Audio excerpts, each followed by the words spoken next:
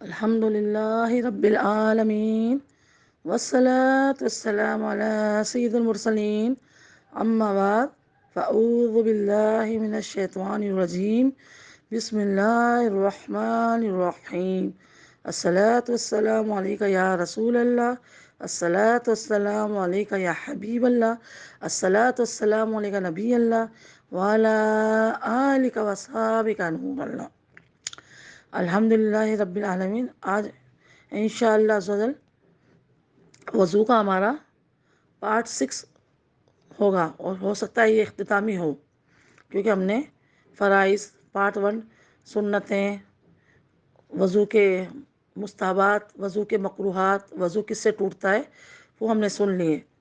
اب انشاءاللہ تعالی اس کی دعائیں، وظائف وغیرہ ہم سیکھیں گے. تو آگے بڑھنے سے پہلے تمام سننے والوں کو جو ہے اہل ایمان کو السلام علیکم، اور تمام یوٹیوب پہ سننے والوں کو خوش آمدید. اور آپ کی خدمت میں عرض ہے کہ جلدی جلدی سبسکرائب بھی کریں، آگے بھی دیں، اس کو لائک و شیئر بھی کریں، کمنٹ بھی دیں. میری کوئی غلطی پائیں تو مجھے فوراً مطلع کریں تاکہ میں اس کی اصلاح کروں، درست پھر جواب دے دوں. اس میں شرمانا نہیں ہے کہ بھئی ہم کس طرح کریں. اچھی بات ہوگی. اگر میری غلطی پکڑیں گے تو ہو سکتا ہے بھول ہو سکتی ہے، انسان ہو، بقت آزائش بشریت، مجھ سے بھی بھول چوک ہو سکتی ہے. تو ہو جائے تو میری اصلاح فرمائیں. تو انشاءاللہ تعالیٰ میں اپنی غلطی تسلیم کروں گی اور پھر درست مسئلہ بتا دوں گی اس کو، جو میں نے غلطی کی ہے اس کو درست کر لوں گی. آئیے آگے بڑھنے سے پہلے ہم قرآن مجید سے رہنمائی لیتے ہیں کہ ہمارا اللہ حضور کا پیارا کلام جو ہمارے آقا علیہ الصلوۃ والسلام پر نازل ہوا، کیونکہ ہمارے آقا علیہ الصلوۃ والسلام آخری نبی ہیں، خاتم النبی ہیں. ان کے بعد لا نبی الا بعد لا نبی. انہوں نے فرمایا ان کے بعد کوئی نبی نہیں. ان کی کتاب قرآن شریف آخری کتاب، ان کا کلمہ لا الہ الا اللہ محمد رسول اللہ قیامت تک رہے گا، اور یہ ہمارے آخری نبی ہیں. ان کے بعد کوئی نبی نہیں آئے گا. جتنے بھی جو دعوے کر رہے ہیں عورتیں مرد، سب جھوٹے ہیں، یہ جھوٹے کذاب ہیں، جن کے لیے میرے آقا علیہ الصلوۃ والسلام نے دنیا میں ہی بشارت دے دی تھی کہ یہ 30 جھوٹے دجال پیدا ہوں گے جو نبوت کا دعویٰ کریں گے. تو انشاءاللہ وہ بعد میں آئے گا، میں تفصیل سے اس پہ بھی کلام کروں گی. ابھی ہمارا وضو چل رہا ہے تو وضو پر ہی ہم کلام کرتے ہیں، اس پہ فوکس رکھتے ہیں. تو پارہ چھٹا لا یحب اللہ 6 پارہ جو ہے سورۃ المائدہ کی آیت ہے، آیت نمبر جو ہے 6، رکوع 6، آیت نمبر بھی 6 ہی ہے. اس میں اللہ تبارک و تعالیٰ ارشاد فرما رہا ہے انسانوں سے، ایمان والوں سے، کہ یا ایھا الذین آمنوا اذا قمتم الی الصلاۃ فاغسلوا وجوہکم وایدیکم الی المرافق وامسحوا برؤوسکم وارجلکم الی الکعبین وَإِن كُنتُمْ جُنُوبًا فَاطَّهُرُوا. اب اس میں ترجمہ کنز ایمان: اے ایمان والو، جب نماز کو کھڑے ہونا چاہو تو اپنا منہ دھو، کونیوں تک ہاتھ اور سروں کا مسح کرو، گٹوں تک پاؤں دھو. تو اپنا منہ دھو اور کونیوں تک ہاتھ اور سروں کا مسح کرو اور گٹوں تک پاؤں دھو. تو یہ کس میں فرما رہا ہے اللہ تبارک و تعالیٰ؟ قرآن مجید فرقان حمید میں ہم ایمان والوں سے فرما رہا ہے کہ جب بھی نماز کے لیے کھڑے ہو تو اتنے اتنے اعضاء دھو. تو ہمیں چاہیے کہ کامل وضو کرے، سنتوں پر بھی عمل کرے کہ ہمارے آقا علیہ الصلوۃ والسلام نے اس طرح اپنایا تھا، مستحبات پر بھی عمل کریں تو انشاءاللہ ہمیں ثواب ملے گا. آئیے اب کچھ وظائف دعائیں بھی ہیں، تو کچھ وضو سے پہلے کی ہے، کچھ وضو کے درمیان کی، کچھ بعد کی ہیں. وضو سے پہلے بسم اللہ الرحمن الرحیم یا بسم اللہ والحمد للہ کہہ لینا چاہیے، یا دوسرا کلمہ پورا پڑھ لینا چاہیے. اب جب کلی کریں تو یہ دعا کریں کہ اللہ تعالیٰ اس زبان کو تیرا ذکر شکر کرنے کی سعادت عطا فرما، نوعینہ علی ذکرک و شکرک و حسن عبادتی. نہ پڑھے تو دل میں نیت کر لیں زبان کے لیے، ناک میں پانی ڈالیں کہ اللہ جنت کی خوشبو سنا، جہنم کی بدبو سے محفوظ فرما. بس دل میں بھی نیت کر سکتے ہیں اور زبان سے ہی بول سکتے ہیں. چہرہ دھوئیں تو یا اللہ اس چہرے کو کل بروز قیامت اجلے چہروں والوں کے ساتھ اٹھانا، زیادہ چہروں والوں میں مت اٹھانا. میں ایک ہوں گے قیامت جن کے چہرے نور کی طرح چمک رہے ہوں گے، اجلے ہوں گے، ایک ہوں گے سیاہ چہرے. تو اللہ تعالیٰ ہمیں ان سے بچائے، اجلے چہرے والوں میں ہمیں اٹھائے.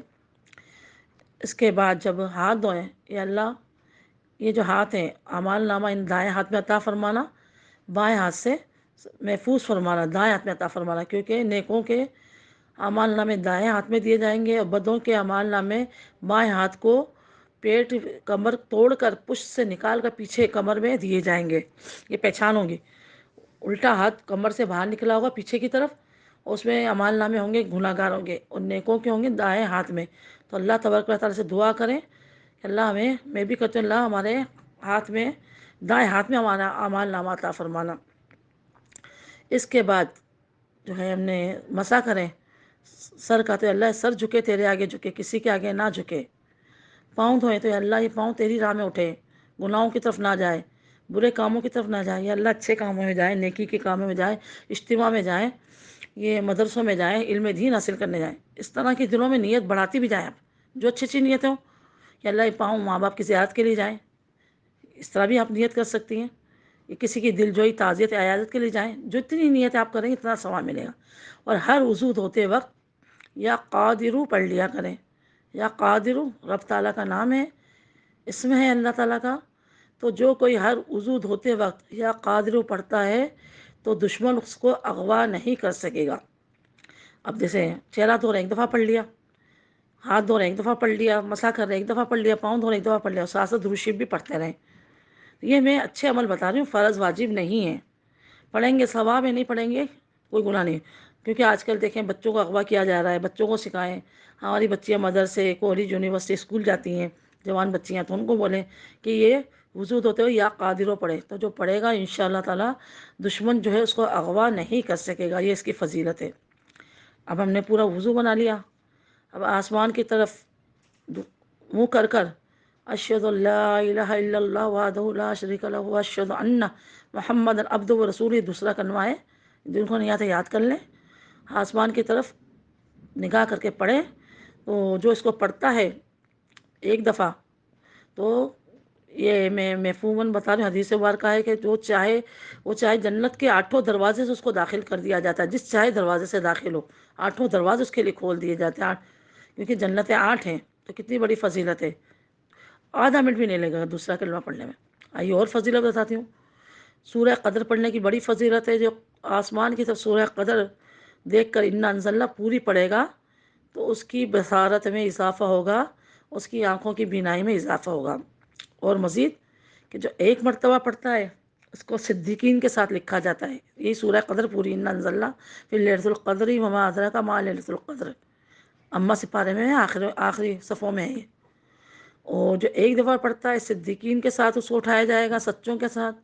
جو 2 مرتبہ پڑھے گا اس کو شہداء کے ساتھ اٹھایا جائے گا، اور تیسری مرتبہ جو پڑھے گا اس کا خاتمہ نا اس کو انبیاء علیہ السلام کے ساتھ اٹھایا جائے گا، اس کا ساتھ انبیاء علیہ السلام کے ساتھ کیا جائے گا۔ تو انبیاء علیہ السلام میں ہمارے آقا علیہ الصلوۃ والسلام بھی آ گئے، ظاہر ہے، تو اب ان کا ساتھ مل گیا تو برکتیں، فضیلتیں، رحمتیں، عظمتیں سب مل جائیں گی۔